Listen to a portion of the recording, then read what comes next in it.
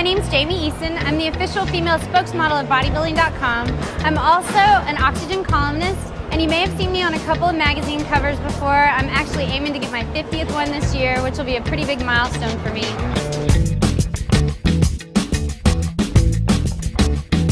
I'd like to share with you today how I maintained my physique, how I got to where I am, and share with you some of my nutrition, my training, and my supplementation.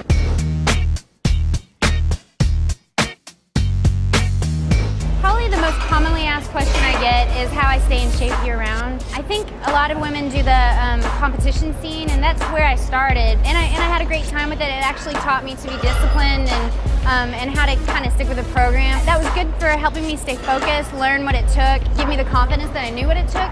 But then I had to sort of make that work for everyday life. I couldn't do this really hardcore, then really easy, then really hardcore. For one, it was brutal on my body. I could see the yo-yo. And the other thing is, it's just not, it's not conducive to what my goals were, which is I wanted to do the modeling and I wanted to be able to work full-time instead of just on occasion when I was in shape. I haven't competed in years, and really there is a noticeable difference in my physique. I've actually lost some size. Not a considerable amount. It's funny, the tighter that you get and the more full you get, people think you're so much bigger, but I think I weighed 96 pounds then and I weigh 106 pounds now. It's just the muscle to body fat ratio is a little different.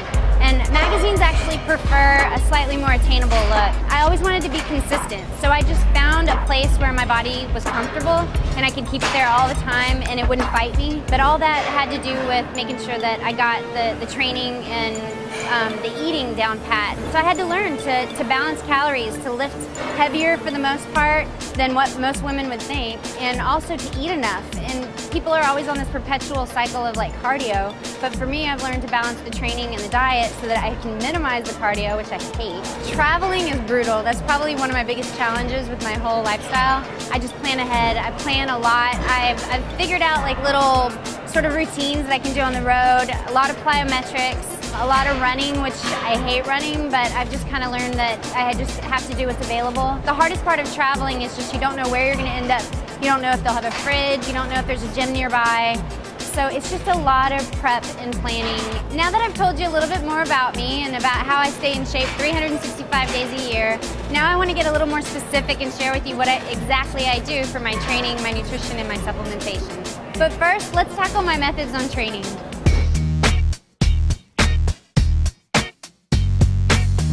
Well, I'm limited on time typically, so I like to do what I call training for my weaknesses. Everybody seems to have one body part that sort of excels naturally better than everything else, and you have that lagging body part. Mine's my whole lower body, so I always make sure and try to hit that at least twice a week.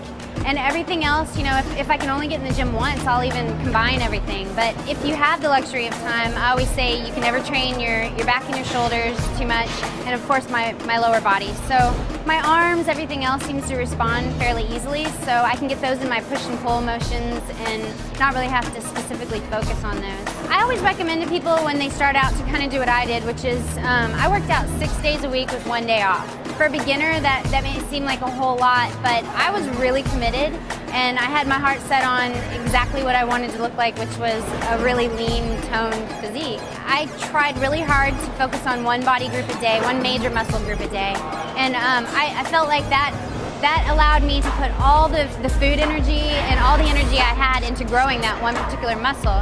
And so if I could do that throughout the week, every muscle got the attention that it deserved, and so as long as I was keeping up my sleeping, my healthy eating, stuff like that, over time you just start growing. It really only took me probably 6 to 8 months to drastically transform from about 28% body fat, which is where I started, to, I believe I stepped on stage for the first time at 9%. I was a little too lean. I wouldn't even recommend that because I actually looked what's called stringy, which is your muscles don't get as full. I overtrain. Exercise is a paradox. It's good for you and it's bad for you because it breaks down muscle. It releases free radicals in your body.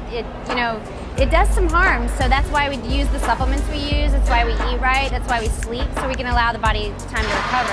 I'm what I would probably call a hard gainer because I'm so little. Being really petite, it's hard for me to gain any like real quality size. I would probably have to eat like crazy, and I already keep my calories pretty high. So I tend to lift heavier, and I tend to lift in a lower rep range. So like my lower body, I know that I want to grow it, so I'll lift pretty heavy. I'll do a lot of drop sets. I'll do a lot of supersetting, but I'll do heavier weight and just less reps, and then straight into another exercise just to kind of hit it in a different way. When there's times that I want to get in shape for something, whether it's the lake, a wedding, you know, go hang out on the water, or a photo shoot, I'll really kick up the intensity. I start doing higher reps and sets. I'll do a lot of plyometrics. I never do long extended periods of cardio, ever. I feel like it really kind of eats away the muscle on my body type. So I always recommend people do like interval training, like maybe instead of resting in between a set, you have a jump rope and you do some, you know, revolutions with your jump rope, or maybe you're doing plyometrics or something like that. But I also like sprints. I'll just go outside and I'll sprint lampposts, sprint one, walk one. Because my travel schedule is so hectic, I don't really plan a rest day. I let things happen, and I just make sure I don't miss out on any of the fun things and take a complete day off to go do something, you know, cool and exciting, so I have a life outside of this, and then just get right back on my program. Now that I've shared with you some of my methods on training, you can get my full program down below, and now let's move on to nutrition.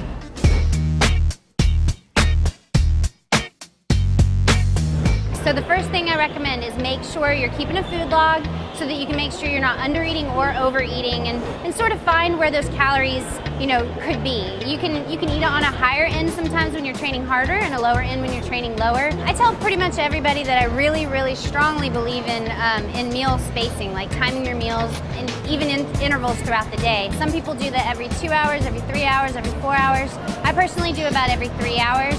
I just find that the reason they do this really is so that you can have sustained energy throughout the day. You don't have peaks and valleys, and you're not going long periods without eating, and so it keeps your blood sugar stable, it keeps your mind alert, and basically it just keeps your body fed and energized. So so you won't binge, you won't feel like, you know, you're having these horrible, awful cravings. Well, if you eat on a schedule, your body trusts it's going to get fed, and so over time you quit, you know, craving, you quit, your taste for things change. It starts releasing fat when you actually exercise because it trusts it's going to get fed, so it's not hoarding that food for energy. If I wake up, you know, pretty early, I'll always get in 6 meals, but I tell most women to at least aim for about 5. I think that's realistic. So every 3 hours, you know, pretty much all of us are awake that long. I actually keep my protein intake pretty consistent throughout. I find what I do more is manipulate carbs when I want to grow or whenever I want to lean out. So if I want to grow, I usually add a little bit more carbs, especially after training. If you take in carbs then, it acts like a broom to sort of sweep the protein up into the muscles, which is when you need it the most. That's why some people do the little tricks with simple sugars, and women love fruit. I don't really eat much fruit, but if I'm going to eat it, that would be a good time to eat it because the fructose in the fruit is what's going to allow the protein to be swept up into the muscle. One of my favorite hobbies is just being in the kitchen. It's like de-stressing, and I sort of just put my total focus in that. I crank up music and I just kind of do my thing in the kitchen, but necessity is the mother of invention. You know, I had to figure it out, and I could not eat boiled chicken and broccoli. You know, I have a sweet tooth. I have a massive sweet tooth, so I figured there's got to be a way to, you know, make something taste good. So I started experimenting with baby food. I mean, I looked at the jars, and they're one of the few foods on the shelf that's prepackaged, convenient. I could just open it and dump it in, and it doesn't have a ton of preservatives because it's for a baby. So I thought, okay, I'm not eating that straight out of the jar. So I just started, you know, mixing it and playing with it, and I came up with several, you know, protein bar variations that I love, and I pack them with me everywhere. They're a staple in my diet all the time. Some of my my go-to, I guess, staple meals I've shared with bodybuilding.com, so you can find them on the site. I've got my lemon protein bars, my chocolate protein bars, my carrot protein bars. I also do turkey zucchini burgers. I do meatloaf muffins. I think that's really convenient.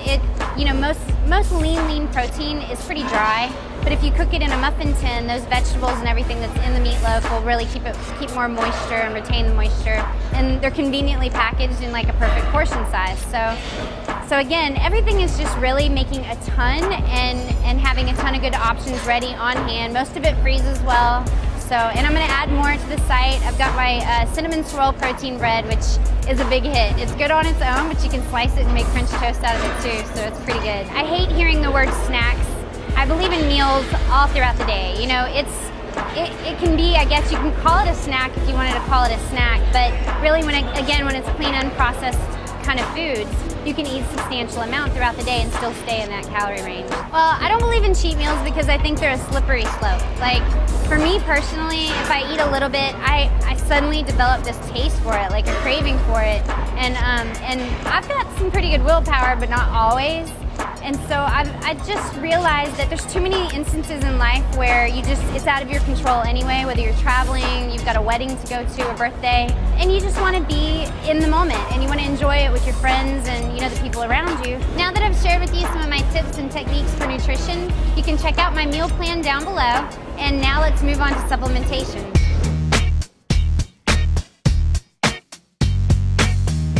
Well, supplements to me are exactly that. They're supplementation. You know, one of my favorite things about bodybuilding.com is even though we sell supplements, or we practice what we preach, we all eat healthy and exercise first. And those are actually in addition to your workout plan. You know, I've seen it a million times. Somebody will go into a store or online and they buy, you know, $300 worth of supplements, but they're not even eating right or working out right. And we want you to be successful. So this is why we share these tips with you, so that you'll figure it all out and buy the supplements that you actually need. You know, I'm in my 30s, and so I've noticed, like, for me especially, recovery is harder, so supplements will help with that.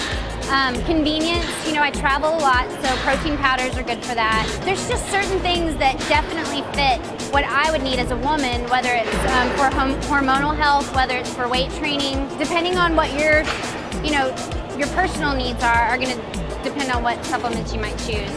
Well, I would always recommend a multivitamin for everybody. You know, when you start any sort of working out or clean eating, especially when you start clean eating, you tend to go a little extreme at first because you really want to be committed, you're all in and everything, and sometimes you cut out a lot of food groups.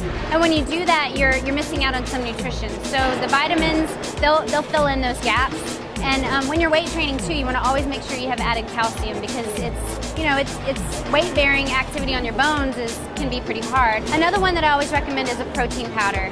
I think it's always great for convenience. There's a little window of time after you work out when your muscles are most receptive to, you know, taking in the protein and actually using the protein. And then the other one I would recommend is branched chain amino acids. You know, it's not something probably women would think of all the time, but again, my goal specifically is to make sure that I look lean and toned. And branched chain amino acids for me are like my insurance. They're the building blocks of protein, and of course I'm taking my protein powder and I'm eating protein and stuff like that. So I just make sure I take them in, I drink them before, during, and after I train. They're just in my water. So those are my favorites. Those are the ones I always take. A long time ago when I first started this, I really didn't understand the value of supplementation. I really thought, well, if I'm eating really good quality food all the time, you know, I'm getting everything I possibly need. You know, your body makes glutamine, it makes, you know, all these things naturally. But I'm an anxious person by nature. You know, I stress out quite a bit. Also, when I'm buying it, or even when I'm cooking it, I don't know how I'm changing it. I don't know where it started out, what farm it was on, and how it got to me and stuff like that. So there's all these unknown factors that make me feel a lot better whenever I know if I'm getting a good quality supplement, that I'm filling in all the gaps in that possible, you know, any holes in my nutrition. And I've been able to tell. Supplements have been invaluable in my training. When you train as often and as hard as, you know, a real athlete should, or if that's what your real goal is, they're a necessity. Now that you know my approach to supplementation, you can check out my recommended supplementation program below. If you'd like to ask me any questions, you can find me on BodySpace. My username is Jamie Eason. And for more information like this, you should check out bodybuilding.com.